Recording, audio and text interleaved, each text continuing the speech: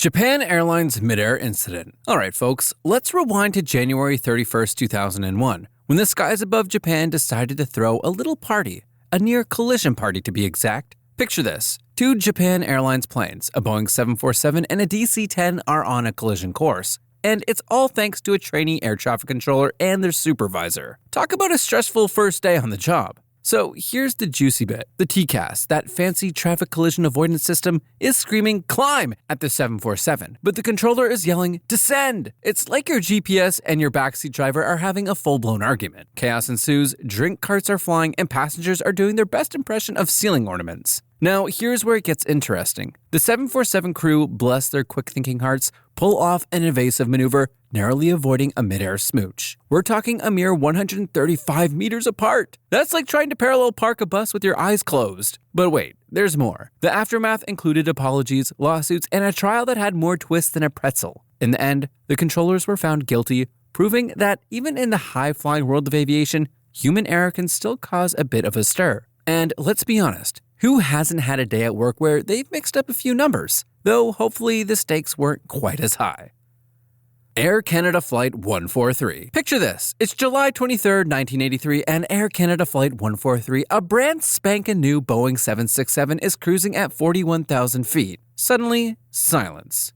Not the good kind. They've run out of fuel. Yup, you heard that right. A commercial jet gliding like a giant metal paper airplane. Now, how does a modern jet just forget to bring gas? It's a comedy of errors, really. Faulty fuel gauges, a miscommunication or two, and a critical mistake with metric conversions. See, they mixed up pounds and kilograms, which, trust me, is a bigger deal than confusing your teaspoons and tablespoons in a recipe. So, Captain Robert Pearson, a glider enthusiast, takes the controls, and they're aiming for a former Air Force base in Gimli, Manitoba. Only problem? It's now a racetrack, and there's a car race happening. Imagine trying to land a 767 in the middle of a Sunday drive. Pearson pulls off a forward slip, a maneuver usually reserved for gliders, and they touch down, blowing out tires and scraping the nose. But here's the kicker. Everyone walks away. Not a single serious injury. The Gimli glider became a legend, a testament to pilot skill and a reminder that even the most high-tech machines can fall victim to good old-fashioned human error.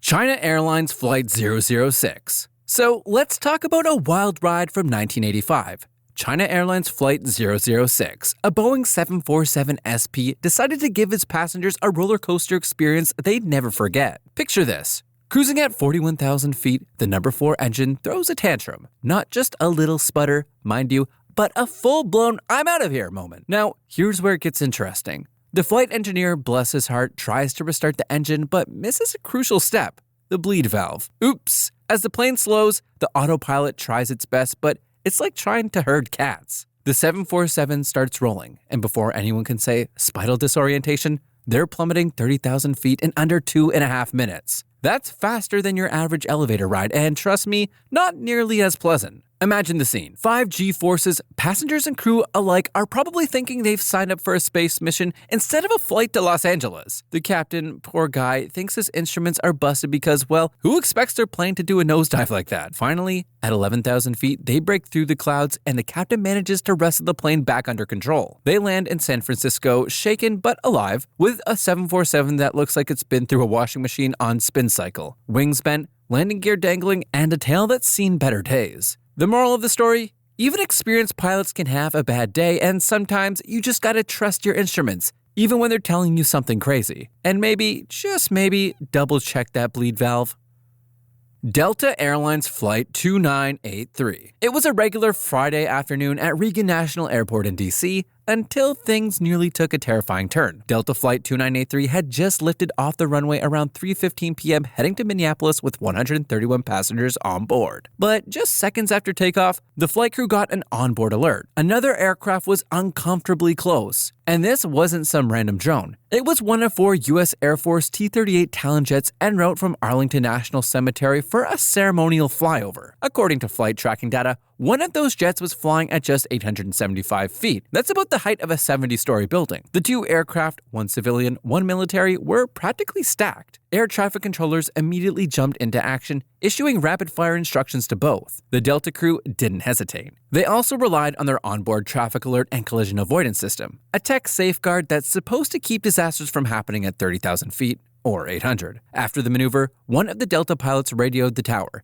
asking the question on everyone's mind. Was there an actual aircraft about 500 feet below us? The reply was chillingly straightforward. Affirmative. Delta Airlines quickly released a statement assuring the public that safety remains their top priority and praised the crew for their swift response. The flight continued to Minneapolis without further trouble. But this near miss has raised eyebrows, especially given the deadly midair collision just 2 months ago on January 29th, when a Black Hawk helicopter and an American Airlines flight tragically collided, killing 67 people. That was the deadliest U.S. aviation accident since 2001. Now the FAA is investigating. Meanwhile, passengers on Flight 2983 probably had no idea they came within mere seconds and a few hundred feet of disaster.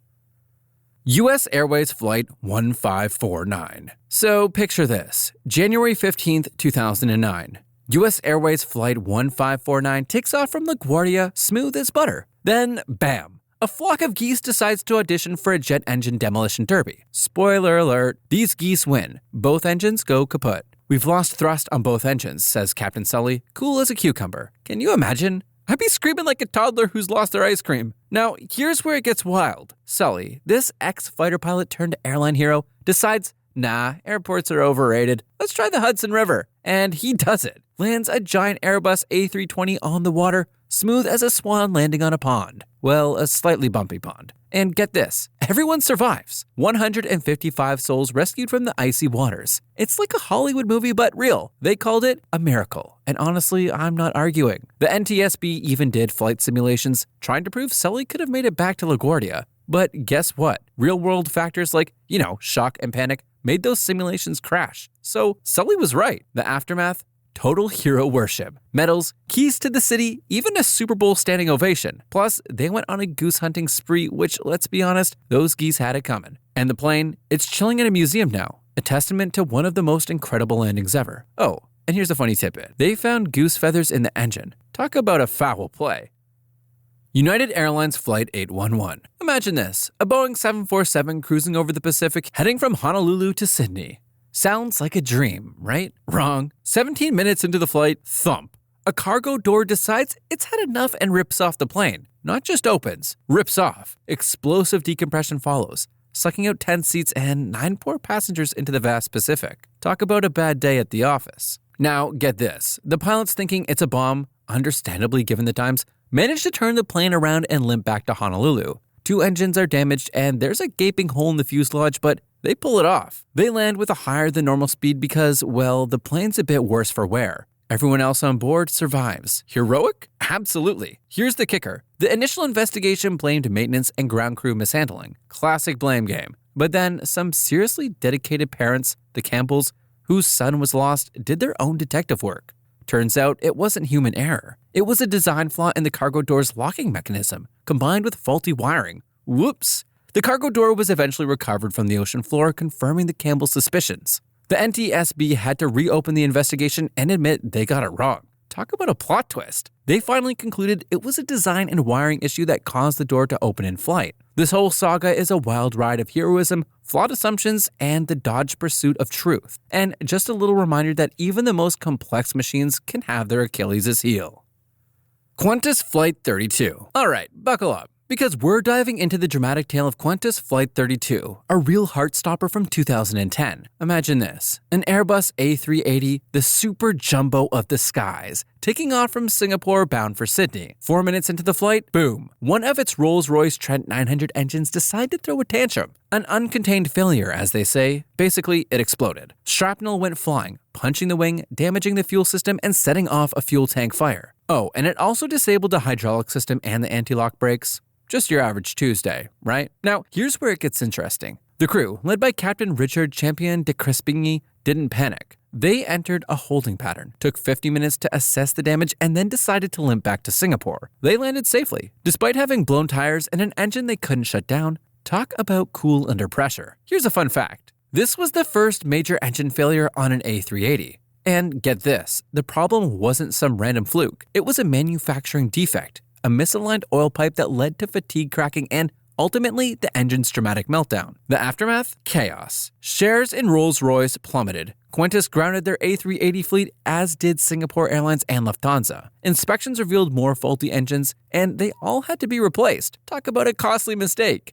But here's the thing, Captain de Crespigny was hailed as a hero. He even debriefed the passengers personally, which is a class act. And the plane, it took a year and a half and around $145 million to repair, but it eventually returned to service.